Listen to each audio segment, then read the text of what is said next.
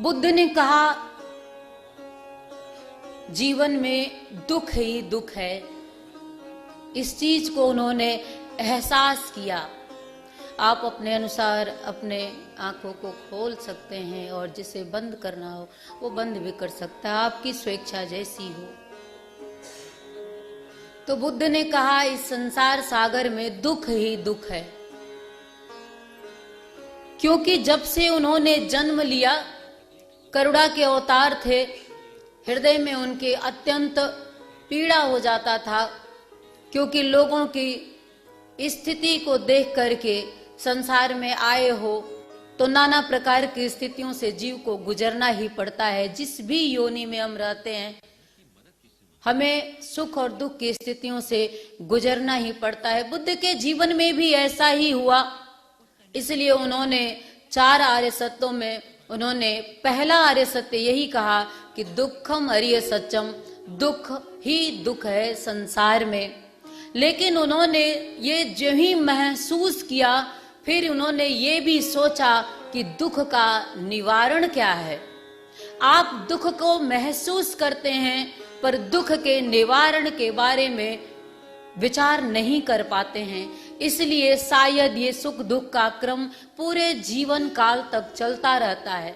लेकिन जो ज्ञानी पुरुष होते हैं, जो बुद्ध पुरुष होते हैं, या जो विदुषियां होती हैं, वो मार्ग ढूंढती हैं कि कैसे निवारण हो।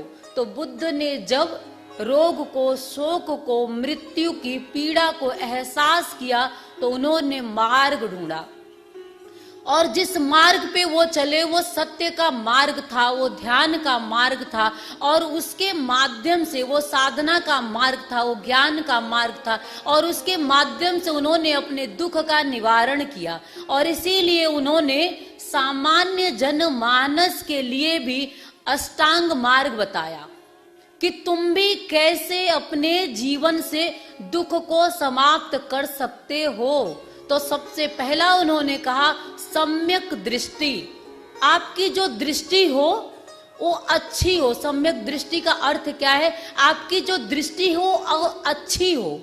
जब देखें तो अच्छा देखें, सत्य देखें, शिव देखें, आनंद देखें। कैसे संभव हो सकता है?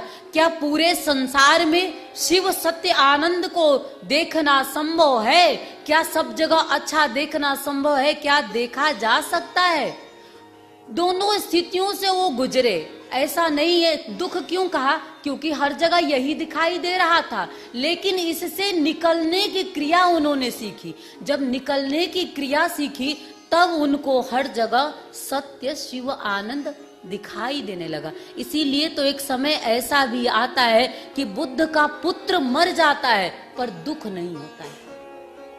सिर्फ देखने की स्थिति को उन्होंने बदला, इसलिए उनके जीवन में ऐसा क्षण आया।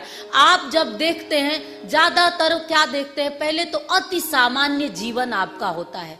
जब भी देखते हैं तो बुरा देखते हैं। किसी भी व्यक्ति में हम तो हमेशा ये कहते हैं कि कभी भी आपको जीव की परिभाषा ये नहीं बताया गया कि ये सत्य है, ये ईश्वर है, ये आनंद है। किसी जीव को किसी धर्म ग्रंथ में ऐसा कहा गया का? नहीं कहा गया।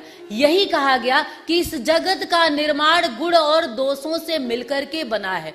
निर्माण ऐसा ही परमात्मा ने किया है तो दोनों ही है, दोनों ही दिखाई भी देगा। लेकिन इसी में से चुनना क्या है? हमें सत्य चुनना है, शिव चुनना है। देखने की आदत अच्छी डालने की एक कोशिश करनी है। जिन्होंने देखने की आदत डाली उन्होंने कहा कि कण कण में शंकर है। इस काशी में लोग कहते हैं ना, भगवान सदाशिव की काशी और कण कण में शिव विराजमान है। तो ये परिकल्पना किसने की? सत्य देखने की जिसने आदत डाली। सबने नहीं कहा, सब कह भी नहीं सकते हैं, लेकिन जो देखने की आदत डालने लगे तो फिर हमको वही दिखाई देने लगे। और जब आनंद देखने की हम आदत डालेंगे तो हमें फिर अच्छा लगने लगेगा। और जीवन का प्रयास तो यही है ना। इसीलिए तो आप लोग पूरे जीवन काल प्रयास करते रहते हैं। इसलिए अच्छी दृष्टि, सम्यक दृष्टि रखना है अपनी। और दूसरा उन्होंने कहा सम्यक संकल्प लेना है। संकल्प ये नहीं ले रहे। कुछ लोग ऐसे होते हैं, आवेश में आते हैं तो कहते हैं मैं तुम्हें बर्बाद कर दूंगा। ये संकल्प है? ऐसा कोई संकल्प होता है क्या? ये न्यूनता की हद है कि मैं तुम्हें बर्बाद कर दूंगा। ये कोई संकल्प है? संकल्प लेना ही है तो ये संकल्प लो, पृथ्वी के एक एक कण को मैं आबाद कर दूंगा। संकल्प तो लो।